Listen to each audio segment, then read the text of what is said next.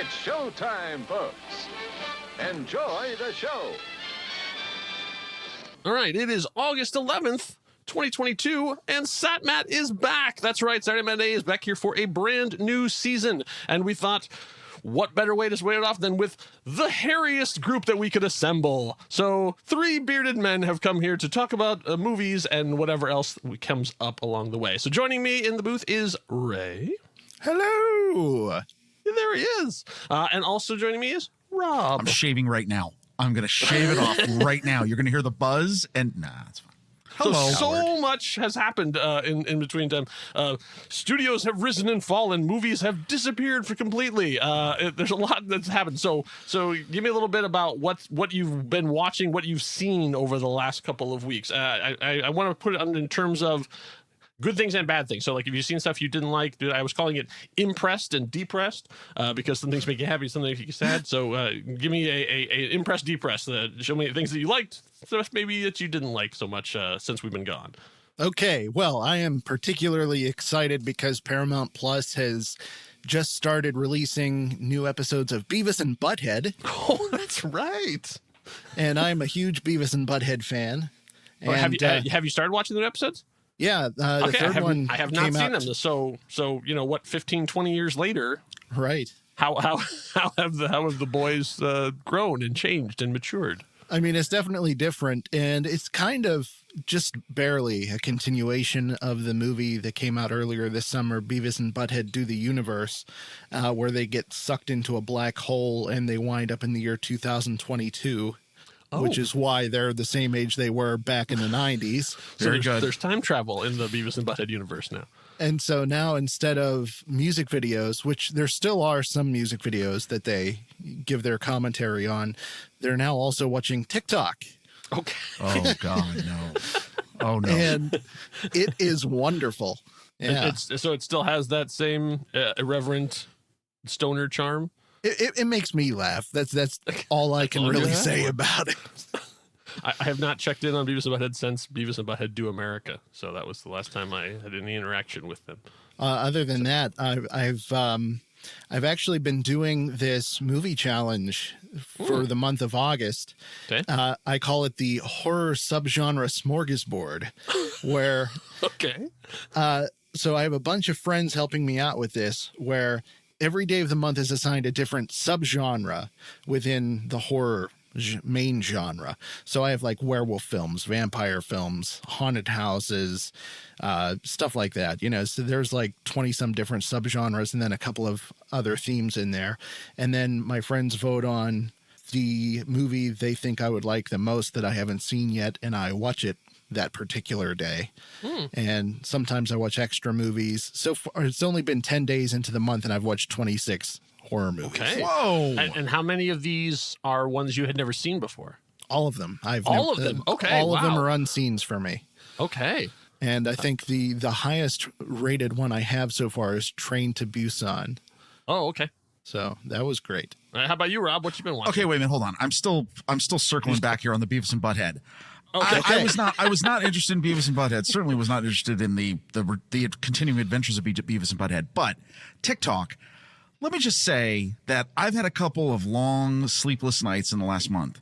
And for some reason, my TikTok algorithm is like 40% religious, 40% nerd, and 20% like girls in bikinis made from tape. And I don't know why.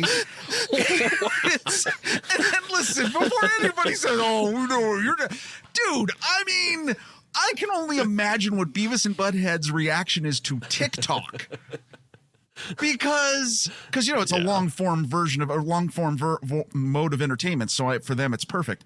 But okay, you've got me interested now in that. I may have to watch that.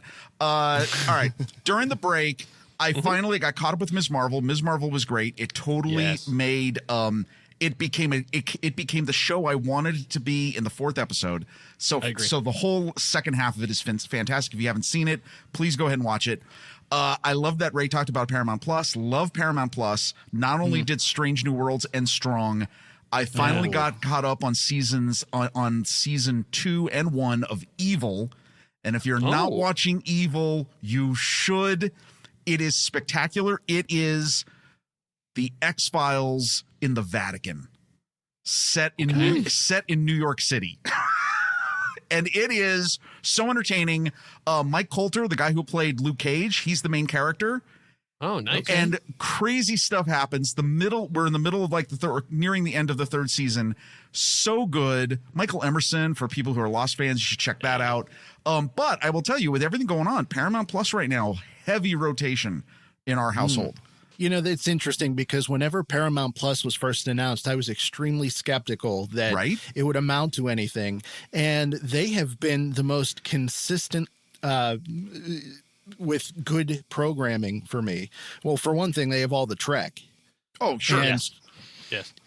Strange New Worlds in particular, as far as new Trek goes, is just phenomenal. And I cannot wait for that to continue, especially since in the second season, we're supposed to get a crossover episode with Lower Decks. Yes. Yeah. Yeah. They announced that at San Diego Comic-Con. Yeah. During our break. I'm curious to see what that's going to be too, because apparently it's going to be live action on their side. Yeah. Like when the characters, because they made a joke about, like animated characters like Roger Rabbit that walk around. They're like, no, the characters from Lower Decks will step into live action when they come over to the Strange New Worlds. Nice. I was like, oh, that's really, so like the voice actors get to like get the uniforms and stuff too. That's kind of neat. Well, and wait, and don't you want to see, I'm pronouncing this wrong, the Cerritos, what's their ship? Cerritos. Yes, Cerritos. I want to see a live action Cerritos. Yes, that's fantastic. All this stuff is great. Well, maybe not everything, but I mean, maybe F Boy Island may not be. Well, that might be HBO Max, but never mind. That's another story. So I actually, because just weirdness of schedule, I actually had a lot more time to watch movies, which is something I haven't been able to do. It's just to keep up on television. So I actually have watched a ton of movies over this. The two that were my biggest disappointments were Lightyear. Not a fan. The Pixar kind of stumbled on that one in my estimation. And The Gray Man. Wow, that was a lot of money for not a lot of return. You wonder why Netflix is going down. When you spend $200 million and you make an average 90s action movie? Yeah. Remind me, Gray Man. What is it? Gray Man, that's the Russos, and basically they got the writers from Captain America Winter Soldier and a bunch of other Marvel stuff, and they got Chris Evans and they got Ryan Gosling, and it's average. What? It's like everything. It's like on paper, it looks like this should be the best epic action movie ever. And I watched it and I was like, yeah, okay. Like, wait, does it have any rewatchability as just a popcorn flick or no? I mean, I would say no. I mean, I give a lot of credit to the stunt coordinators and stuff too. They did a lot of really hard work there too, but everyone in it is just okay. And it plays the most cliches I've seen in a movie in a long time, where it's like, so you just thought you could assemble all the cliches in one room and you could do an Avengers of cliches? No, sorry, no. I don't know. There's really nothing about that's. I not even thinking like, oh, I hated it. It was terrible. No, it was just. And for that giant of a movie, yeah, you can't really. Wait, and that's Ryan Gosling and Chris Evans. That's Ryan Gosling, yeah, and Chris Evans. So two Chris Evans, 2 for 2. I know, right? Well, and the Russos too. Man, the Russos are post. Oh no! Infinity War are not hitting it out of the park. Like you think these guys who have the #1 movie, they're like, say what you want about James Cameron, but like he's yet to make a bad movie. Okay, you're right. There's one coming that who knows, but at the same time, I watched Avatar again with my daughter. She'd never seen it before, and it still holds up. Like I was sort of like, this movie again, the blue people in jungle. And I watched it and I was like, oh no, I forgot. There's a reason this was the highest grossing film of all time. It's a really, really good movie. Even with all their tropes, he still makes a really, really consistent world, which the Russos maybe not so much. But let's not leave on the negative part. The two things I saw recently that really blew my mind were Prey on Hulu, the new Predator movie. Oh my gosh, that movie is unbelievable. I was hoping, I thought it was like the little movie that could, even though it was a sort of a big budget thing. I mean, for it's a big studio film, but man, it was so much better than I thought it would be. And then I got a chance to see on my birthday. I decided I wanted to see Bullet Train, and it delivered. It was exactly what I wanted it to be.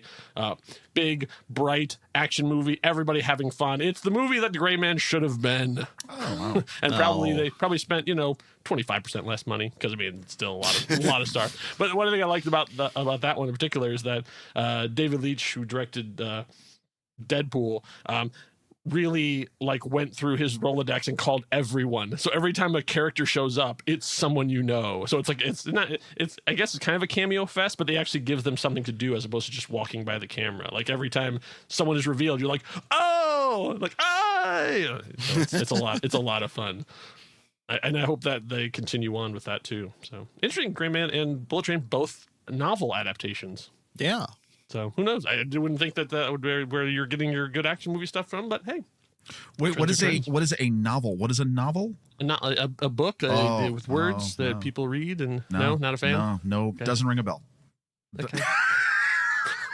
Well, what does ring a bell is people don't read anymore. I was making that joke. I'm kidding. Okay. Let's move on then to what's coming in the past future. 2 trailers. However, we have changed the rules on trailers a little bit. So we talked a little bit about Saturday Matinée, and as you'll see over the weeks, we've lightened the rules a little bit to make things a little more fun, a little more exciting, to change things up a little bit. And we have said, if there's not a new trailer of a thing coming out this week, then why not a trailer from the past that you have particularly enjoyed? So the idea is that we're just going to talk about trailers, and it can be any trailer from any point from present to past. So one of us this week picked one of those, so we'll get to there. But we still have an order to do. And Ray, you were the first one in there with a brand new movie. So tell us about your trailer. Yes, it's a movie that hasn't come out yet, but the trailer itself is a couple of weeks old at this point. But we haven't been around for a couple of weeks. That's right. So my trailer is for a movie that I am really looking forward to, probably more than anything else the rest of this year, and that is Halloween Ends, the sequel to the Halloween 2018 reboot and Halloween Kills, which came out last year, which for some reason everybody and their mother seems to dislike, but I thought was just absolutely phenomenal. I thought it was a terrific movie. It had some of the best kills in all of the franchise and some of the best writing. And I personally think it's one of those examples of the meme that they stole from Back to the Future. I guess you're not ready for that yet, but your kids are going to love it.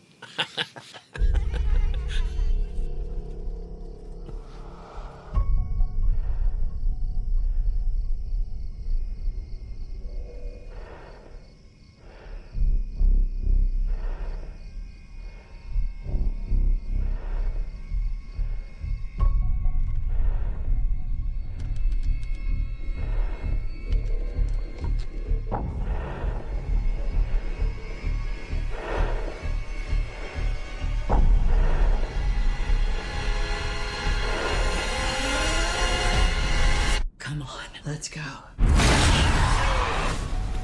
But anyway, Halloween Ends is coming out this year. It actually, unlike the previous film, which took place the exact same night as Halloween 18, this one takes place 4 years later. So there's a bit of a gap there. And Michael's been gone. Laurie learns to move on finally from the Michael Myers business, stop being so obsessed with him and evil incarnate, and tries to embrace life. And she's now living with her granddaughter Allison. And then apparently, according to the official synopsis that's available on the movie's website, there is a murder that is where the main suspect is a babysitter, and something's not quite right, and Michael's somehow involved, and that's where our story begins. But Halloween Ends will be released on the 14th of October this year, and it is supposed to be the end of this cycle duel between Michael and Laurie Strode. But yes, that has also been the case 3 times prior by my count. So who really knows? Yes, I did see Halloween H2O, so I know what you're talking about. So that is my trailer for this week. Okay. Halloween ends. So are you a fan of this sort of third bite of the apple? Oh, very much so. I mean, as far as I'm concerned, this is the best part of the franchise. If you took all the movies and lined them up, this is the best part of it. Okay. Yeah, I have not seen. I've watched some compilations of 2. I have not actually seen any of the new ones. But I really like the fact that they got Jamie Lee Curtis back and actually gave her something to do. You know, that they sort of made it that it's the battle of wills between the 2 of them, and that, you know, in the last one that she was prepared, like she knew what had been waiting for this battle and stuff too, and really gave because too many of the lesser sequels to Michael Myers have just been the parade of creative kills, right? And it's like, yeah, okay, but at some point that kind of gets a little boring. So I think the last one involving the town I thought was really clever, like having the sort of the mob chasing him around. She went full survivalist. I'm going to tell you this: that's my favorite scene in almost all the movies. I think Halloween Kills is absolutely tremendous, and that whole scene where the crowd actually finally takes the power, and and stupid Anthony Michael Hall, everybody, you needed to draw and quarter him. Like, you needed to dismember him every single digit. There is no holding back. You cut the head, and then you cut all the other pieces apart, and then you burn them, and then you dissolve them and flush them down the drain in like 7 states. That was a very William Wallace. I got very specific there. No, like, honestly, my first question on this is, in this trailer, I know that they always said this was going to be a trilogy of this new era of the original movie, or the original 2. Is it going to be over? Like, ends? I mean, is it? Because where's the rest? Like, Halloween Goes to Hell. Like, we could take a page from Jason. Like, I don't know. Maybe this needs to just be closed for a while.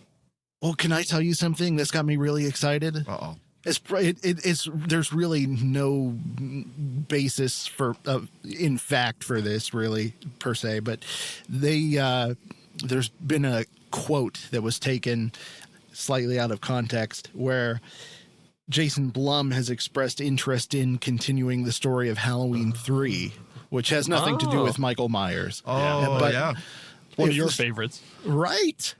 So if they explored the story from that movie, I mean, I'd be a happy boy. They have options. Yeah, Blumhouse has been doing some really interesting stuff with that piece. I mean, Invisible Man was super creepy, and they have a new Exorcist trilogy coming out soon. Are we leading to a multiverse of murderers where, like, the Michael Myers from all the different incarnations will meet and slaughter a town? There's 3 different shapes moving through the area. Just I would want to see that. Oh my God, that's amazing. And have one of them be the little kid, when he's got the clown. Oh yeah, right. But speaking of multiversal madness, let's talk a little bit about Marvel. Marvel had quite a big show over at San Diego Comic-Con. Tons of announcements, which we're not going to spend a lot of time talking about here. Instead, we're going to focus on the one that's coming out very soon that has a trailer that they dropped. That was one of the only sort of full trailers that we got to see from all the announcements, and that is the sequel to Black Panther. Black Panther, Wakanda Forever. No woman, no cry. No woman, no cry. Hey, little darling, don't shed no tear. No woman, no cry. Good friends we have and good friends we've lost along the way. In this great future, you can't forget your past. So dry your tears, I say.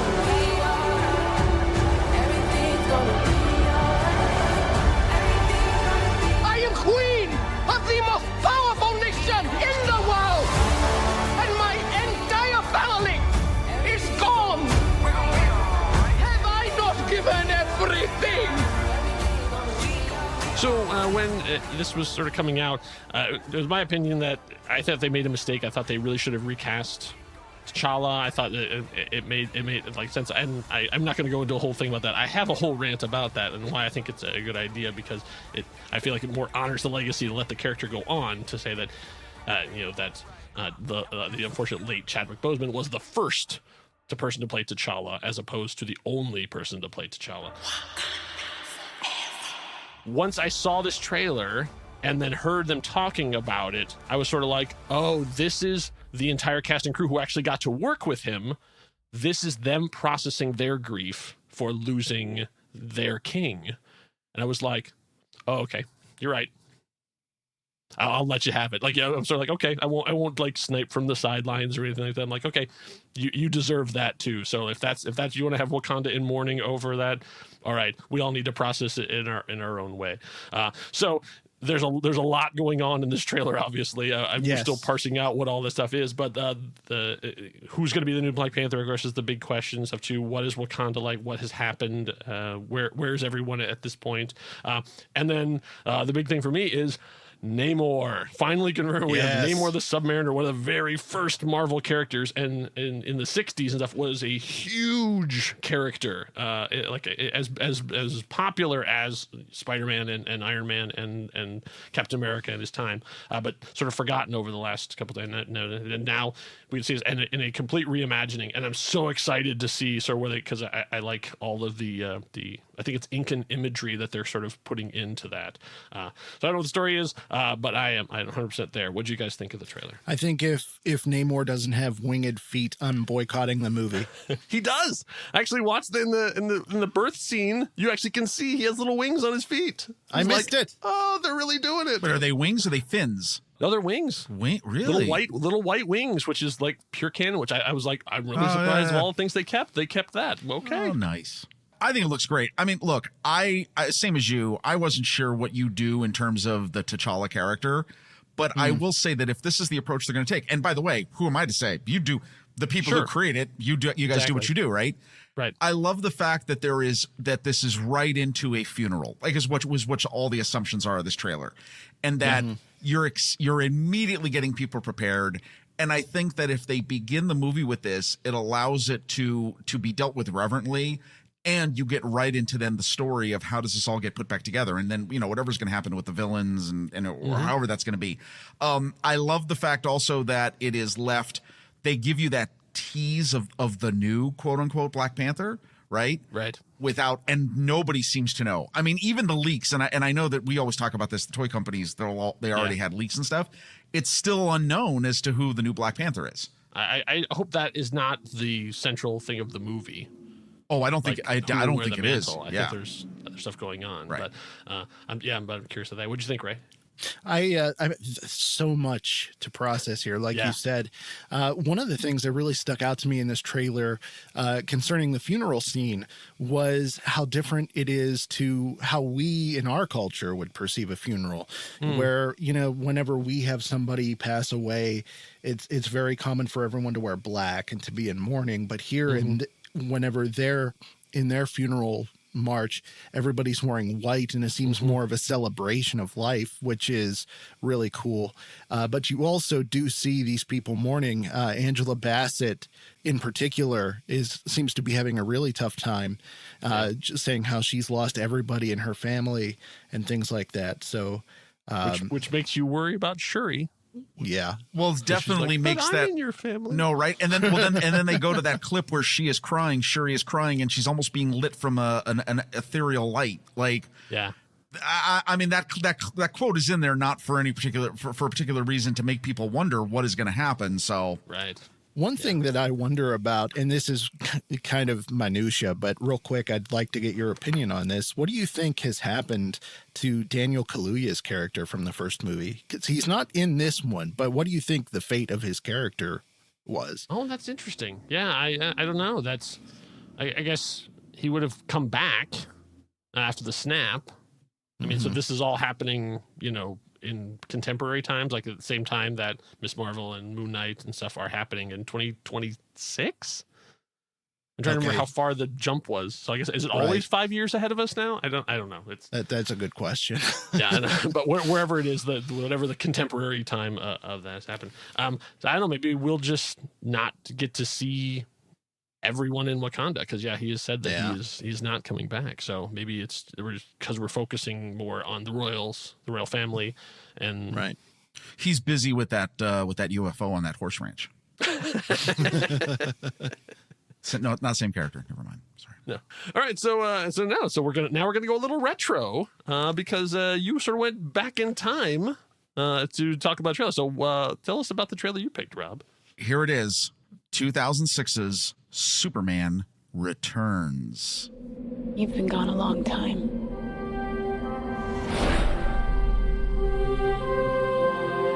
Where did you go?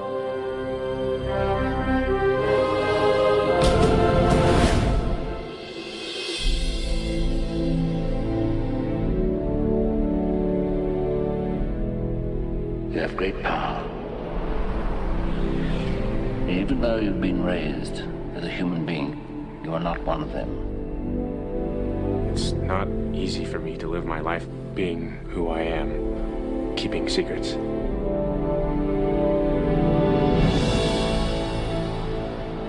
Clark, hey, welcome back. I see you've already met the Munchkin. Hello. Yeah, well, you've been gone. Fearless reporter Lois Lane is a mommy. But if you ask me, she's still in love with you-know-who. How could you leave us like that? I moved on. So did the rest of us. The world doesn't need a savior. And neither do I. Lex Luthor. This is kind of a little reunion, isn't it? Heck, I'm a fan. I'll have Advanced technology. Thousands of years beyond what anyone could throw at me. But millions of people will die. Billions! You wrote that the world doesn't need a savior, but every day I hear people crying for one.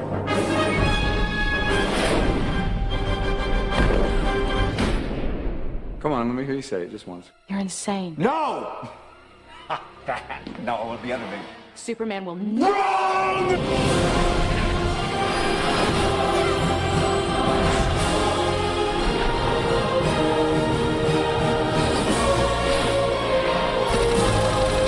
Bring it on! Now fly.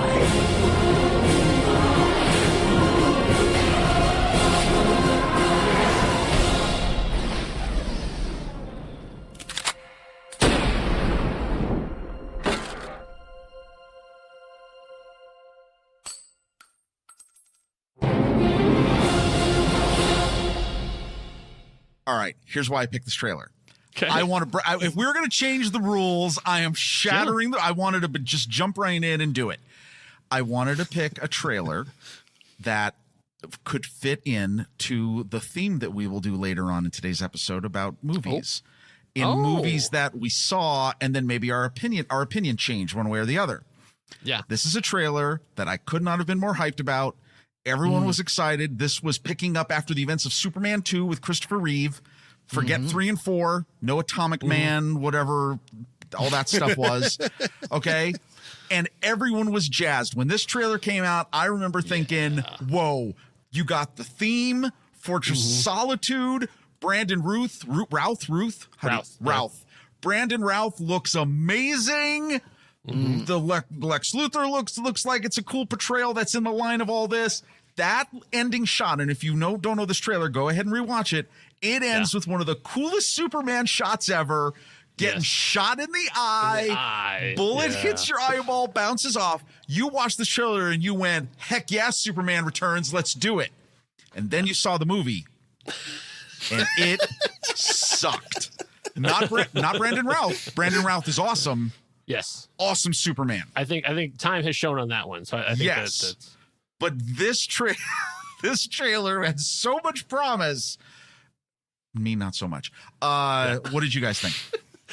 I have an interesting relationship with Superman Returns because when I the one and only time I've gotten to go to San Diego Comic-Con and get into Hall H, the Warner Brothers presentation was focused around Superman Returns. Geez. And so I was in the crowd of whatever it is that room fills, 4,000, that got to see the very first footage of Superman Returns. Nice. And he didn't actually show us a trailer. So Bryan Singer was there and the cast was there. They had a whole presentation, and he called it a tone poem. He's like, it's not a trailer, this is a tone poem, because we're still shooting in Australia right now.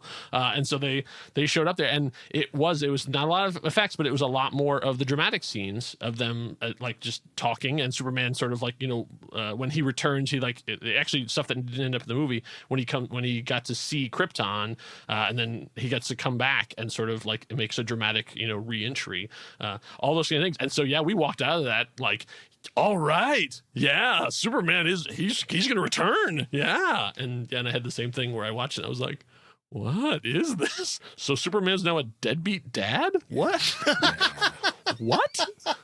I had, and I always look back at the moment of the movie, like I know the plane crash sequence is so, the physics don't work. I mean, it took you out of it. I mean, there's so many problems with it. It's just all over the place. So yeah, it is. It's interesting that was filming at the same time as Lord of the Rings. So like there actually was a lot of there actually is on one of the behind the scenes of Lord of the Rings. Bryan Singer visits the set. And so, like, the two of them are sort of comparing notes about, like, I'm just so tired. And they're like, as they're both doing these huge epics. But the bullet to the eye is still, that's the bullet to the eye is still classic. great. There are fantastic moments in that, but yeah, as a movie, it doesn't quite gel. What did you think of Superman Returns? Right? Well, crystals grow in water, right? The only thing they're not making anymore of. No, there are. I like that movie more than I dislike it. I think there is so much. I mean, it's definitely very far from perfect, but I think there is a lot to like about that movie. Like you said, Brandon Routh, Kevin Spacey, despite all the craziness that's going on in his personal life, I thought was one of the best live action portrayals of Lex Luthor that we had up to that point. Yeah, and Parker Posey. Posey is fantastic in that movie. Yeah. Well, we are missing then, and then obviously there is a problem, and it's nothing. It's Kate Beckinsale who's Lois Lane. Bosworth, and Kate Bosworth is also in this movie. Yeah. It's like she. Okay, I mean, I just want to say this. Just side note, she is like in the top 3 of most miscast. Like, this is right up there with Jessica Alba in the Fantastic Four movies. Yeah. Like, just wrong. It's the wrong person. Great actress. Nothing, but not that part. Wait, I want to hear one more Ray's things. Wait, what else is good about the movie? What else is good about the movie? Yeah. Is it the train layout? The train layout got you, didn't it? It totally. Well, that, and we get just an absolutely amazing performance from Kal Penn. Yeah, I was going to say, I think Kal Penn's in that too. He has Blink and You Miss It. I don't know if he even speaks in that movie. So awesome. And Cyclops. I say, as sort of wrapping this up, I think this is kind of the first of the requels, if you think about it, because this was a direct sequel to the director's cut of Superman 2. Oh, right, the Richard Donner cut. Yeah. They were supposed to be playing, even though everyone was recast. I mean, like, they were all playing those characters in kind of it's sort of new, but kind of vintage. And for a short time, there was some hope that there was going to be a Superman versus Batman movie with Brandon Routh and Christian Bale. But no. Martha. All right. Martha. All right. Okay. All right. So, we have changed some things on SatMat, but one thing we haven't changed is the game. So I have come up with a new game for us to play, and you guys will be playing as a team. I have been spending a lot of time on Reddit recently, and so what I found is it's a really good place to find out for technical information, because right now it's really hard to Google anything about tech, because all the tech companies have flooded the front page of Google with sites that look like they're technical, but once you get down, they're just trying to sell you some software. So if you type in whatever problems with your computer and you type Reddit, then usually you'll find a solution. And I've even found if you go on Reddit and you put up the wrong solution, people will be quick to correct you and give you the right one. So, so I've been spending a lot of time there. And I started thinking about Reddit a lot. And I thought, there have been a lot of computer users in movies, a lot of hackers and stuff too. And what would a Reddit thread of those hackers look like? So I've put one together. So I have a series of posts from hackers in major movies. I'm going to read you those, and your job is to tell me what movie this hacker is from. And we're a team. Ray and I are working together. The two of you are working together. I love it. Yes, we all win. And I have also, put in some clues into the writing of it, so including some dialogue from the movie, just to try and make it a little more authentic. So name that hacker. This is a game. Is that what it's called? This is a game I call Hack Attack. Oh, that's better.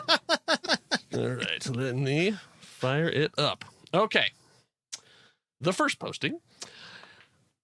TFW when you lowball your offer just to screw your competition and then end up winning the job. Now I'm stuck here in the middle of nowhere having to debug 9 million lines of code, and for what?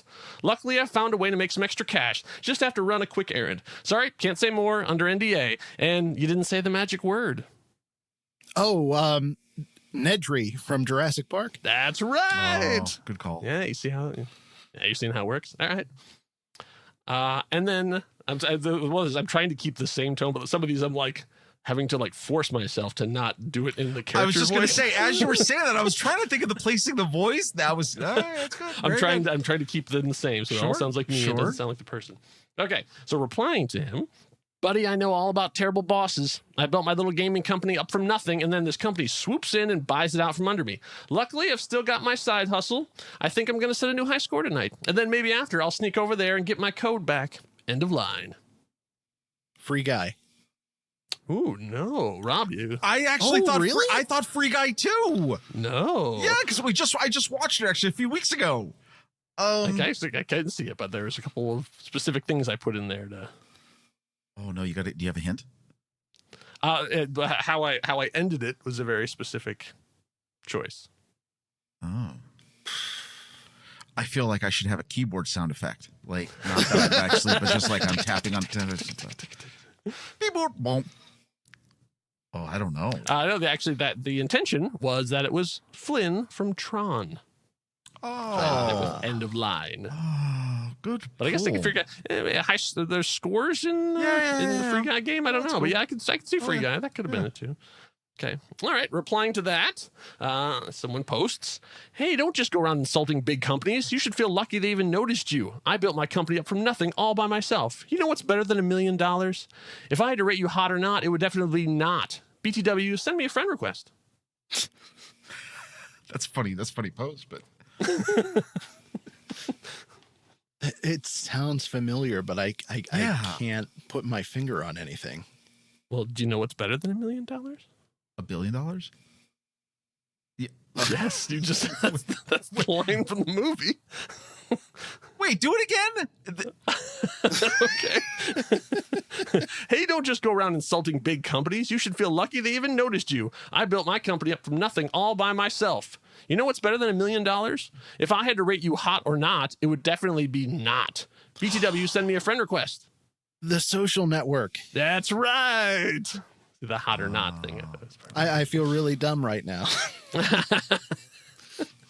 All right. The next reply is, "Be careful. Talk like that will get you added to my list. You can't do everything yourself. It's the law of unintended consequences. I was hired to hack some sad sack's computer. He ended up catching me, but we hit it off. I helped him with his stuff. He helped me with mine.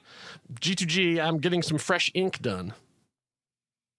If Swordfish Swordfish has to be the answer to at least one of these, right?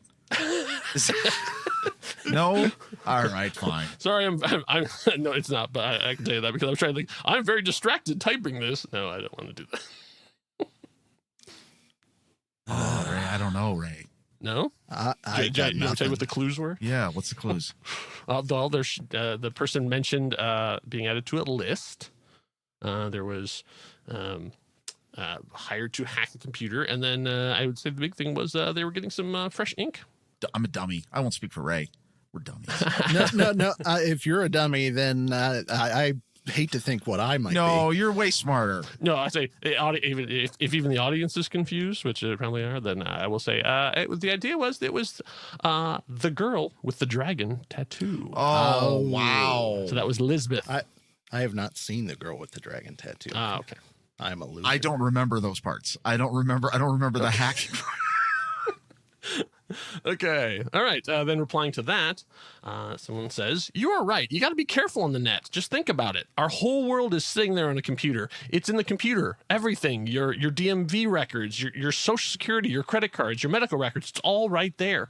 Everyone is stored in there. It's like this little electronic shadow on each and every one of us, just begging for someone to screw with. And you know what? They've done it to me. And you know what? They're going to do it to you. Gatekeepers are the worst." Okay, I don't know what the movie is, but Yeah. that line remember that tickled my memory juices there. Yeah. That was a weird way to say that, but you know what I do remember that line from a movie. I just can't tell you what movie it is. Come on, Ray, help me out. I don't know. All I know is the word gatekeeper made me want to say Ghostbusters, which is obviously not the answer. No keymasters, but there are gatekeepers in this. I can tell you, I hid the title of the movie in there. Oh, come on. It's in there. So yeah, it's the very first thing. The very first sentence is, "You're right. You got to be careful on the net." Wait, the net with Sandra Bullock? Yes. Oh, come on. Are you? Oh, that's not the movie I thought this was. Oh, okay. No, okay. Wait, Okay. you have. Well, see, it's supposed to get harder as it goes along. Wait, but I wait, literally put the name in You the thing. quoted the net and not swordfish? Continue. There's a Where's lot of Mandy philosophy when you in need her? Swordfish, right? Not listening to this episode, that's for sure. No. All right, replying to that, this is why we have to tear it all down. This is our world now, the world of the electron and the switch, the beauty of the baud.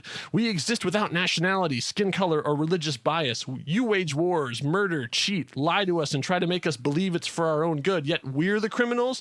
Yes, I am a criminal. My crime is that of curiosity. I am a hacker, and this is my manifesto. You may stop me, but you can't stop us all. I'm frightened. Well, when you find out who it is that said this, you'll be less frightened. Again, familiar. But I said that last time it was the Nets. What the hell do I know? Yeah. Now I'm just like going to my head like movies that had like digital espionage or digital stuff, and now I'm Yes. Okay. It did. But that sounded like a fairly recent. That sounded like a more recent quote. I would assume. The name of the movie is also in there. Son of a bitch. Are you serious? I thought some of the stuff, but I'm like, I didn't expect you to actually know the quote, but I was hoping that you would get into the spirit of the thing. And I missed it. Okay. The version identifies himself as a hacker, so this is from Hackers. Oh, come on. Hackers. Who was in that movie? Angelina Jolie I think that was one of her earliest roles. Wait, that's okay. And that movie's from 1995. Right. I was wrong. Yeah, I know, right? It's amazing how much of that stuff is still Johnny Lee still relevant Miller, today. Lorraine Bracco. Nobody knows Right? that movie. That's wow. That's a deep cut. All right. Okay. So Rob, pay attention, especially this one. I think you're much more of the demographic here. So replying to that, it's like I was telling my friend Martin. There's a war out there, a world war, and it's not about who's got the most bullets. It's about who controls the information, what we see and hear, how we work, what we think. It's all about the information, and it won't be a burglar creeping around your house in his sneakers who steals your information. The world isn't run by weapons anymore, or energy, or money. It's run by little ones and zeros, little bits of data. It's all just electrons. Okay. Totally. Quote sounds familiar. Is it Sneakers? It is Sneakers. Oh, right. I didn't think you would even know what that movie was. You impressed me today. Nice job. Well, can I tell you a secret? What? I've not seen Sneakers, but you said Sneakers. I did say Sneakers in the thing. I specifically put that in there because I'm like, is that this we're is a doing? good We're quote, listening. but it's too obscure. Okay, that's a pretty good way to do this. You should have said from the beginning, and then we would listen to every single word. They're not in all of them. Well, how many more are there? Oh, well, I think I probably will jump the bottom because this is not going great. I love so it. maybe I I'll love just, it. No, we just got we're Sneakers. He just got it. We're about halfway through. So Okay. Okay. All right. We'll keep moving on then. Okay. Replying to that. It's worse when the computers start thinking for themselves. I worked for a group who was training one of these AIs. We started simply just playing games with it. The whole point was to find a way to practice war without destroying ourselves, to get the computers to learn from mistakes we couldn't afford to make. Except I could never get it to learn the most important lesson, that there's a time when you should just give up. War games. War games. Very nice. Now we're back. Okay, you're back, baby. All right, replying to that. It's just getting worse. I had one obsessed with me. They changed every traffic light to get here. The woman, she called me on a stranger's cell phone who happened to be sitting next to me. Never met the guy in my life. And then they broke me out of a maximum security custody in a way I'm not even going to describe to you because it sounds crazy. And then they lift us off the face of the earth and drop us someplace worse. She could probably derail a train. She could probably turn a train into a talking duck. Keep your eye peeled. Is this one of the Fast and the Furious movies? No. Oh. That would have been good, though, but no. At the beginning, I was thinking it might be Live Free or Die Hard, but it's not. Oh. And not Swordfish. Again. And not Swordfish. The password is Swordfish. Swordfish. I don't know. I can tell you half of the title is in there, but I didn't do the full thing. I really thought that she could turn a train into a talking duck would be a giveaway, but no. This is from the Shia LaBeouf classic, Eagle Eye. Which, if you have not seen, is still holds up. Really? Still a really good movie. Yeah, the idea of like an AI specifically targeting one person and going after them and like helping them, even though it's destroying things around there. Yeah, it's pretty cool. It has a dumb ending, but okay. All right, replying to that. I thought that computers that learn were a way of the future. Imagine a jetliner with a pilot that never makes a mistake, never gets tired, never shows up to work with a hangover. But it could all go so wrong, so I trashed all my work. Sorry for any typos. I'm still getting used to typing with only one hand. # no fate. Oh, that sounds so familiar. Did he lose the hand? Did he lose the other hand? Wonder what happened. Yeah. I'm caught up in that, Ray. I can't think of anything else but a one-handed man. It's not The Fugitive. It's not. Initially, I was thinking maybe Iron Man 2 because her Iron Man, either Iron Man or Iron Man 2, because there's that one scene where Rhodey talks about, the future of air combat. Is it manned or unmanned? Okay, yeah. But, oh man, I really don't know. No, I don't know. Okay, well, # no fate would have been # no fate, but what we make. Does that help? That would be Terminator 2 Judgment Day. Oh, wow. It's actually a direct quote is the Imagine Jetliner thing. Oh. All right. Next one. Sorry for spelling. My English is not so good. You slugheads. You're looking the wrong way. The threat isn't around you. It's above you. I'm looking down on all of you. A few lines of code and I shut off your computer, your car, the lights in your house. And you could never stop me. I am invincible. Now, where did I leave my pen? Golden Eye. Yes. I am invincible. Okay. That was good. You should have not done the ones we don't know. Oh, that's what I should have done. The ones you didn't know. Why didn't I do that? Okay. Notes for next time. Come on. Make it easier. All right. We're almost done. Replying to that. But, and hear me out here, what if we weren't looking far enough up? We could be outmaneuvered. It's like in chess. First, you strategically position your pieces, and when the timing is right, you strike. Checkmate. Got around and need to find a universal adapter for my Mac. And I mean a really universal adapter. Ooh. Independence Day? Yeah. Way to go. Nice job. All right. Last one, and then I have a bonus. I know exactly what you mean. Let me tell you why you're here. You're here because you know something. What you know you can't explain, but you feel it. You've felt it your entire life that there's something wrong with the world. You don't know what it is, but it's there like a splinter in your mind driving you mad. It's this feeling that has brought you to me. Do you know what I'm talking about? Is that The Matrix? Yes, The Matrix. All right. And all right, so I have one bonus one. All right. I'm only going to read it once. Working this is nothing due to excuse and not its world of the mechanics, the in fate of expression and is which happened what's. Oh.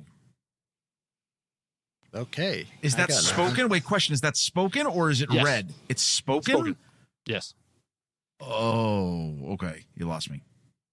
We still win, Ray. Don't worry. But I mean, we still won. We still won. Yeah. Come on. I don't know. I'm out. No, Ray. No idea. No, I am. All right. Then let me read it backwards. What's happened, which is an expression of the fate in the mechanics of the world. It's not an excuse to do nothing. Is this working? No, that sounds familiar. Why would it have been written backwards? The Shining, because of the mirror. Because it's Tenet.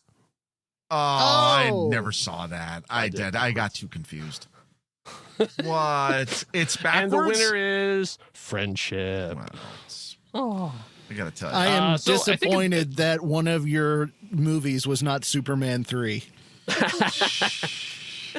Well, a lot of it Swordfish. How do you not have Swordfish? I specifically didn't do Swordfish because I thought Swordfish was too obvious. Is also to find stuff where people talk about what they're doing and don't just do it. You know, to actually have stuff that I could pull from to do that on. Okay, but you know what, for though? next time, it'll be all Swordfish and Superman 3. No, because I don't remember. I only remember one part of Swordfish. But it's the beginning, not where all your minds went. It's the concussion explosion at the beginning, not anyway. The ball bearings. Yes, yes. The War Games. The fact you had War Games in there, you win. I did. Yes. All right, so I think by this point, you, as the listener, know about our membership. If you'd like to become a member, you know how, you know where. Also, we have a deal going on if you want to be a Letterboxd fan. You can head over there and use the code NEXTREEL to get 20% off, all that stuff. But what I want to talk about more is what else we're doing. And actually, Rob and I have a new podcast that is available for your listening pleasure right now. We recorded an episode of Curiosity Codex. I'm sort of on a break with episodes talking to Manny Fabian about her film Jess Plus None. I'm recording episodes, but we're still banking those before they come out. But in the meantime, Rob had a very interesting topic he wanted to talk about, so we recorded an hour-long conversation about it. Rob, why don't you tell them a little bit about Trek versus Wars? Oh yeah, we had as we were ending or somewhere in the middle of the season of Strange New Worlds, and we were also talking about Obi-Wan Kenobi, and I said, okay, one group is doing better at rebooting nostalgia than the other, and it's not the one you think. Spoiler, it's Star Trek. And we thought, you know what, we got to have a conversation about why that is. What does it mean? Like, what does it mean for all of us who grew up with these great fandoms, and where should things go? And we talk about some very interesting concepts. We throw down the gauntlet of rebooting is not over. At least it should not be over. Maybe recast. Never mind. You'll just listen to the episode. It's great. It was a lot of fun. Yes. So check out Curiosity Codex. We have it's sort of a bonus episode to tide people over while we're on our break.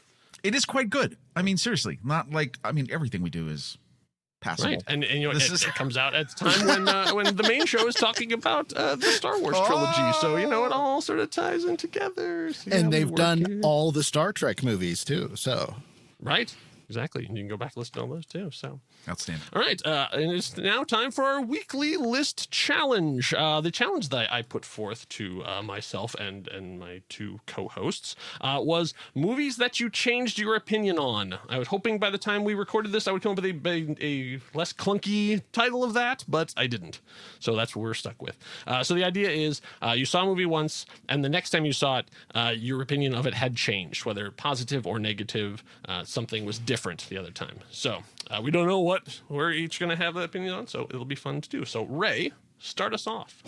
All right. Well, my first movie that fits this category is actually one that's coming up this season on the main Next Reel show. And that is the original Slumber Party Massacre. Oh, okay. I originally saw this movie and I thought, wow, what a really dumb generic slasher that does nothing for me. And then for some reason, because I love to torture myself, I rewatched this and it was like I was watching it through a new set of eyes because I picked up on so much that I didn't the first time I watched it. It is still extremely cheesy and low budget as you can get, but there is so much interesting things there as far as feminism and feminism overpowering toxic masculinity and things of that nature that I didn't pick up on the first time that I really appreciated, especially for a movie of its era when slashers typically are show me more boobs and stab more people, and, you know, so yeah, that is my first pick, The Slumber Party Massacre. Is that the one with where the poster is the girl with her braid as a noose? No, or is that is April Fool's Day. Okay, all right, I can remember. I've never seen Slumber Party Massacre, so No, this is the one where the guy is standing and the view is between. He's standing and his legs are spread apart, and you're looking through them, and there's all these girls on the floor. Yes. Okay. And if you're wondering, Rob, not a cool use of your photographic memory, but I just want to say, as soon as, I started laughing because Ray, you did such a great job of like, yeah, let me tell you about this movie that I now have a new, different opinion of. I've looked over, it's Slumber Party Massacre, and I almost lost it because I'm thinking to myself, whoa, did you find new levels of massacreness? Was there better slumbering? And I had to pull it up because I'm like, wait a minute, maybe this isn't the movie I thought it was. And it is. Kudos to you. Great pick. Hey, I will put Slumber Party Massacre up against any Ingmar Bergman film. So, Seventh Seal versus Slumber Party Massacre. Only one will be left standing. Okay. All right. Off to me. My first one actually is a commonly picked one here in the list challenge. But it might be a surprise. It's a little film called Back to the Future. So I saw Back to the Future live in theater when it came out, and I was like, yeah, this is a good movie. Like it's not Star Wars, but you know, it's still pretty good. But then what happened was, for the youth among you, something happened in the late 80s that changed everything, and that was called the video cassette recorder, or commonly known as the VCR. So it was one of these things that swept through the neighborhood. So like suddenly everybody you know got a VCR, and Back to the Future is one of the first movies that came out that you could actually afford to own yourself. Because it used to be that when a movie came out, it was hundreds of dollars and only video rental places could afford those copies. But they eventually dropped the price on it. So what happened was I ended up having to watch Back to the Future over and over again for like a solid year. Every time I would go over to somebody's house, they'd be like, let's watch Back to the Future. And it just by process of like, again? Like, it's just over and over and over. And so for the longest time, I was like, I'm so sick of I hate Back to the Future. It wasn't until it sort of had that you know, after the Renaissance, like that sort of in the DVD age when it sort of like came back around, I was like, oh yeah, Back to the Future. Yeah. I sort of sat down and watched it. And I was like, oh right, I forgot this movie is amazing. It's one of the best movies ever made. And so I sort of came back around to it. But there was a long period of time where I was like, ugh, Back to the Future, no thanks. I mean, I totally get it, because even, you know, a movie that you love, you know, I could not watch my favorite movie like on repeat. Right? Like I would hate it times, and you go, ugh. That's funny. Mouthing along the dialogue. We had neighbors, and the two movies that they had, that version of when VCRs, and that was the movie you watch, was Raiders of the Lost Ark and Poltergeist. Ah, okay. And that's all we watched. One summer, my brother and I would just go over there every day and watch both those movies. Yeah. And clowns were never the same again. I got the point once I could record my own movies, I would record stuff off HBO and just watch over and over again. I mean, I've probably seen Beetlejuice like 100 times at this point. So, you know, I full on admit I'm a hypocrite. But but yeah, it's just one of these things where it was like, ugh, when you're being forced to watch something, that was even worse. So, Rob, what's your first one? Okay, so interesting one. You know, we hadn't seen Lightyear yet, and I know I've heard a lot of mixed stuff about Lightyear, but I mean, Pixar for the longest time had the greatest track record, and every time I'd go to a Pixar movie, I'd expect to be floored. And there is one movie that I always think back about that I will admit the first time I saw it, I was like, I don't know if I liked it. And then we went back and saw it a second time within the week, and it is absolutely fantastic. And this is 2015's Inside Out. I don't know what threw me the first time we saw it. My wife and I both, we were like, I don't know. Like, And then second time I saw it and completely changed. I don't know what it was.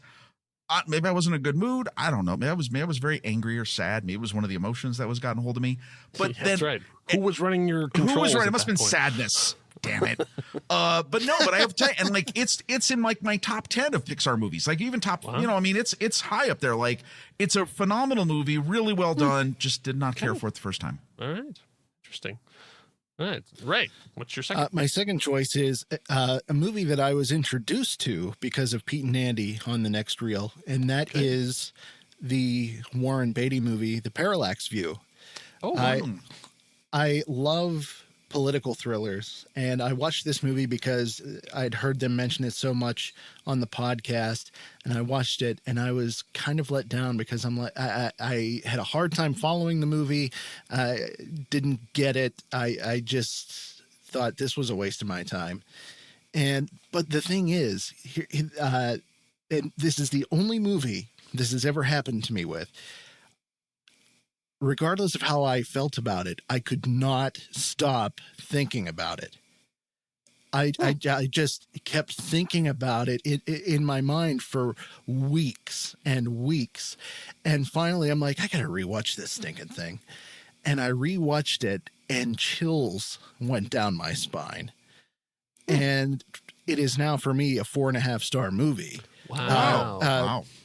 Particularly, the one thing that really gets me, I'm kind of a JFK assassination fanatic, where I research that topic a lot. And one thing that really just chills me to the bone about that movie are the bookend scenes with a Warren Commission like a panel in a shadowy room who are giving you their findings of a murder investigation that are clearly false. And it's, just like I said, chilling. Oh, look, next reel, doing good for the community, getting you to go watch something and then go back and watch it again. We're saving the world. One movie at a time. All right. So my next one.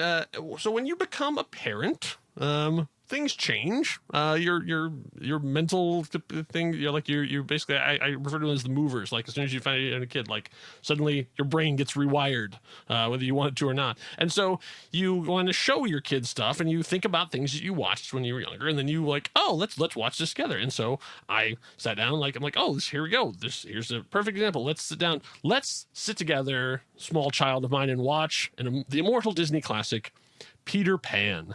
Oh, what could be bad about Peter Pan? And well, two things come to mind. First of all, it's super racist. And second of all, as a parent, it is horrifying. So the premise of even Peter Pan himself is that this weird man-child who lives, with a bunch of dudes, flies over, takes your children, and then goes away. Will you get them back? Maybe, but maybe they're having fun with this weird 200-year-old dude who still dresses in leotards and runs around. I mean, So of all the things, there had been really good adaptations of Peter Pan. Like there was the live action one with Jason Isaacs is a fantastic movie. I'm not bagging on all of Peter Pan, but like the Disney Peter Pan, that needs to go in the vault next to Song of the South. Wow. Yeah. Not even Sandy Duncan? Didn't Sandy Duncan play Peter Pan? Maybe Sandy Duncan. I think if you only had one Peter Pan to watch Peter Pan Goes Wrong. Because Peter Pan Goes Wrong is the best of all the Peter Pans. What about Hook? Oh no, Peter Pan Goes Wrong above Hook. I like Hook a lot, but Peter Pan Goes Wrong. Maybe it should just be the peanut butter. Maybe. It is my favorite peanut butter. Even though I can't find it anymore. They had some little salmonella issues a while back. Oh, okay. You agree with me about the peanut butter or about? Oh no. Well, it's just a little bit peanut butter dated. talk. Crunchy. I mean, nah. All right, Rob, what you got? Okay, so this was interesting. This is a movie that I did not care for at all when I remember first seeing it. And then I watched it again right before the most recent addition to it came out in the last year. This is Ghostbusters 2. Oh. And I want to say, way better than it is given credit for. Like, yes, there's silliness. Yes, the Statue of Liberty is ridiculous. But there's a lot of great stuff in it, and I should not have held this movie in such disdain. It is a worthy middle You're child. darn right you shouldn't have. In the Ghostbuster trilogy now. Okay. Well, I just picked up the 4K box set that they put out, and I've been meaning to watch it again. So I have a nice high def to watch this. I will go back and watch that again, because I sort of in the same camp of like, I remember being like, maybe I need to go back and watch it again with fresh eyes. And Can I tell you guys something? Yes. If I ever have a child, I am putting a painting of Vigo the Carpathian in their bedroom. You have to also add the painting at the end with the four of them. Yeah. Like, you got to balance it. You got to balance it. Oh, boy. There you go. All right. What's your last one then, Ray? I'm going to preface this by saying, when I reveal the title of this film, please do not jump down my throat. Let me tell you, folks, I was a sheep. I was a sheep just like everybody else who thought that this movie was absolute garbage. Everybody puts this movie down, and let me tell you, I used to be one of those people that used to put this movie down until I saw the light and I saw the genius that is 1997's Batman and Robin. Okay. I got to tell you something. Let him speak his piece. Well, no, because I thought he was going to say Showgirls. I didn't know where this was going. And I'm like, okay, if it's Showgirls, you get it. Go ahead.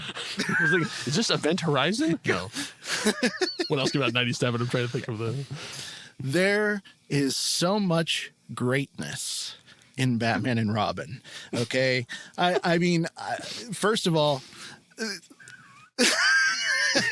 I think, first of all, story-wise, it is the logical progression for the character of Bruce Wayne.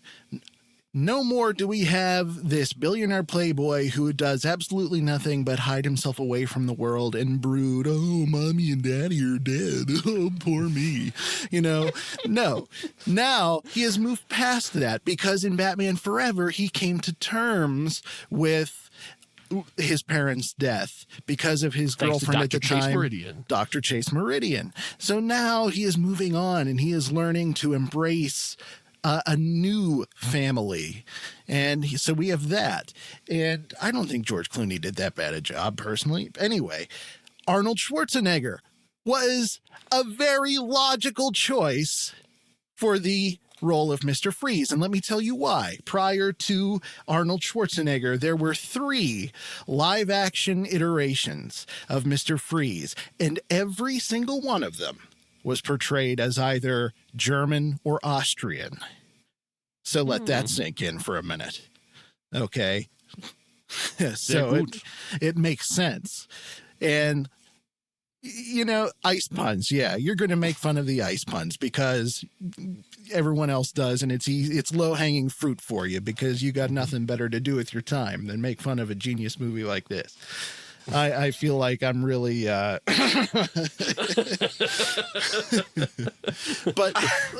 the last point I want to make is a powerful word. Okay, maybe it's not genius, but I don't think it's a bad movie. But the last point I want to make, and I will make this very brief, is that I think that it is a perfect representation of the 60s era Batman comics, which in themselves were very corny, very colorful, very silly. I remember specifically one of the comic book covers from that era where Batman is talking to Robin. He's like, which superhero suit shall it be tonight, chum? And he's looking through his closet, and he has Batman suits that are every color of the rainbow. That image has stuck with me for a very long time, but it is a true representation of the comics of that time. Rob, I see you chomping at the bit. I have 6 words for you, sir. 6 words. Here they are. Never leave the cave without it. Yeah. Oh, see, I will add on to that the 4 words that do it for me, which is "Hi, Freeze, I'm Batman." The first spoken dialogue in that movie. Hi, Freeze, I'm Batman. Actually, Goldsman, Oscar-winning screenwriter. Actually, the first spoken words are, "I want a car. Chicks dig the car. This is why Superman works alone." Oh, wow. You're not wrong. I mean, look at it was a deliberate. There is a play. I think you're right. There is a place for a lighter, sillier Batman. Yes. I don't think it was that place though. I know I'm an island, but I had to say it. Great soundtrack. I'll give it that. And I say, and I think Joel Schumacher, rest his soul, who ended up being pilloried for that. I don't think he deserved that much. I think he was sort of tried to make the best of a bad situation, and that Warner Brothers had a very specific idea. And like they wanted it to be more toyetic. Yes, exactly. Yeah, and that's what they got. And it's like, all right, he tried to have fun with it, but people were not in the place to have fun. So when they do, also, go ahead. I was just gonna say, and I also want to say, I like my Batman with nipples. And Ray stands alone. All right, moving on. All right. So moving on. I think that for your show, I think that Batman Round would be a very interesting topic of conversation. So, all right. So my last one. I think a lot of times, sometimes you see a movie at the wrong time of your life. So when I was sort of in, I would say, the tweens era, 11, 12, 13, somewhere around there, we had HBO, so I got to see a lot of these movies that, and this isn't like I was too, we had a topic conversation a couple weeks ago about movies you saw too young. In terms of like appropriateness, this is a movie I saw in terms of like cinematic language, and I didn't have it then, so I watched the movie, and I just didn't get it, and so it wasn't until I went back into it. So it's a movie called Highlander. So I rented this movie, or I saw this movie, and I was watching it, and it's like starts out this Russell Mulcahy, this amazing tracking shot through an entire I think it's a wrestling match, and you flying through the crowd until you find one guy, and then sees that he has spotted another guy across the way. You don't know what that's about, but like somehow they make a connection. Then they go into the parking lot. They both pull out swords. They start doing each other until one cuts the other guy's head off. And then as a lightning storm happens inside the garage, the camera then goes from looking at this guy who's suddenly stunned from the lightning but still alive. The camera pans up. It goes into the roof. And when it comes out from the roof, it's in Scotland. And I was just like, nope. Like, I don't know what this is, but this is garbage. And I just shut it off. And then I was like, what was that? And it was, probably, I don't know, for 7, 8 years later, when I had a friend who was like a cinephile, who really was the one who got me into movies. He was like, no, that movie's amazing. You need to. And so we actually sat down and watched the whole thing. And once I saw the whole thing, and it was like, oh, okay, time periods and multiple things that's going on, I ended up loving it. But like at the time, I was like, I don't know what this artsy crap is, but no thanks. I'm going to put on my pirated copy of Empire Strikes Back again. I don't remember Highlander. I don't remember. Vague memories of that movie. I only remember Highlander 2. Oh, I'm so sorry. The quickening. Oh. Yeah, Highlander is about the immortals. Yeah, and Sean Connery, they have a French guy playing a Scottish guy and a Welsh guy playing a Spanish guy. So movies and kilts. Okay. Yes. All right, there we go. Yeah. There can be only one. All right. There you go. So, all right. So, Rob, bring us home. I'm giving you your shout out because many episodes ago, we had talked about a movie that I had you watch, and then you said, no, I went ahead and pulled that movie back out. I watched it. 1989's Always. Oh, not a good movie. And let me just say, not a good movie. Not a good movie. I remember seeing it. No, this was for you. I remember seeing it. I don't know. I went on a date or something. I don't know. And I thought it was one of those, movies about love across the time and stuff. I don't know what happened. And then I just always had these nice thoughts about it. I brought it up. I had you watch it. You came back on the show and you were like, dude, trash. So I go ahead and watch it. Oh, no, it's not a good movie. Yeah. No, it's no. It was funny because when I had that as homework, I sat down and I was like, oh yeah, we're doing this new thing in SatMat. I have homework. I got to watch this movie. And I sat down and I'm like, oh, it's Steven Spielberg. And it's called Always. And I was like, oh God, why would you want to watch that? Because she'd seen it. And she's like, oh no, once was enough. And like every time she'd walk in and out of the room like, you're still watching it? Can I tell you something? There was a small part of me that for your birthday was going to go on Cameo, drop $1,000 to Dreyfus, and be like, apologize to my friend for watching Always. Oh, that would have been so good. I'd be like, oh man, is he going to do a line from Jaws? And be like, no, I want to talk to you about Always. Can you imagine? Because I'm sure now he's like, your friend paid me money to apologize to you about it, but you both could go to hell. Why is Richard Dreyfuss yelling at me? Oh, man. He should have just let the aliens take him away.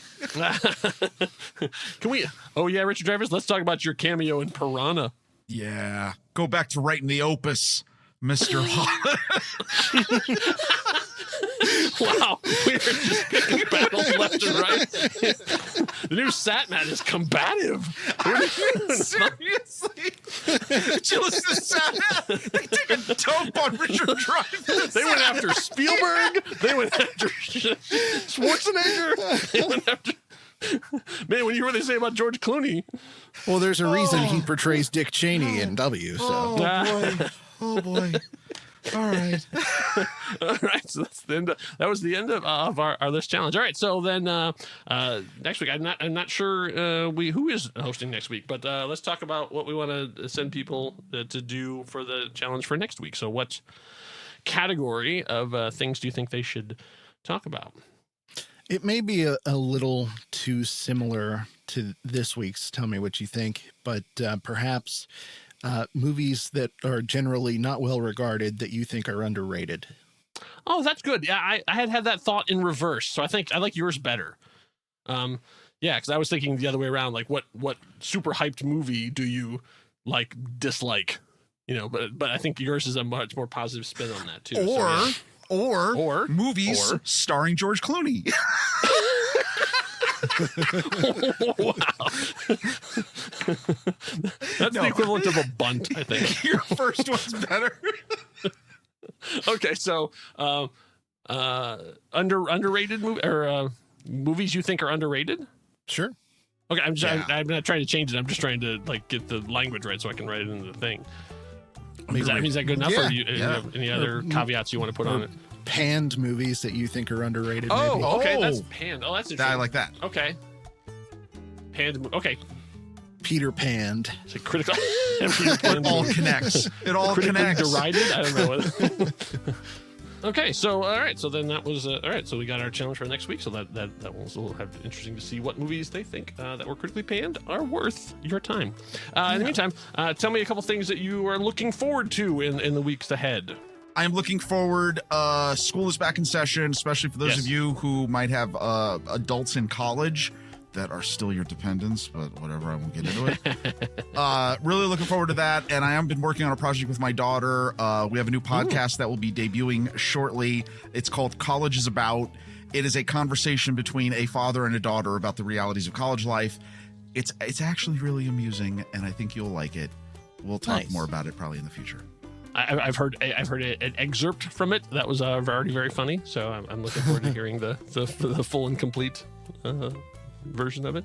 I'd say She-Hulk is coming out pretty soon. I'm looking forward to seeing that. I think that's I think it's going to be a nice sort of lighter, easier. You know, it's not going to be quite as I like Moon Knight, but it was intense and it was heavy. So I think She-Hulk's going to be a lot lighter. Plus, as much as I love Tatiana Maslany, for me, she's a walking home run. Like I know she's going to be amazing, but it's Jamila Jamil. I cannot wait to see Jamila Jamil as Titania, like as you're great. And of course, speaking for Rob and I, Abomination's back, baby. Yeah. The fact they actually got Tim Roth to come back. We spent 100 and some odd episodes talking about our love Tim Roth, and now he's back in the MCU proper. I cannot wait to see what they're gonna do with Emil.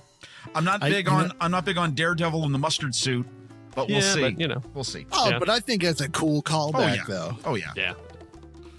I just, right before we started recording the show, I saw a clip they released, and it's her and Bruce Banner riding in a car talking about Steve Rogers' sex life or lack thereof. Okay, all right. So Great. Alrighty, we're getting into some new territory. Okay. All right. Well, I guess so that's our show. So this is the start of the new season of SatMat. Hope you liking it. Hope to tell your friends, tell your enemies, tell everyone. And some semblance of the crew will be back next week to help you along on your Saturday. So until then, go do something nice for yourself. Finn. Don't tell Dreyfus.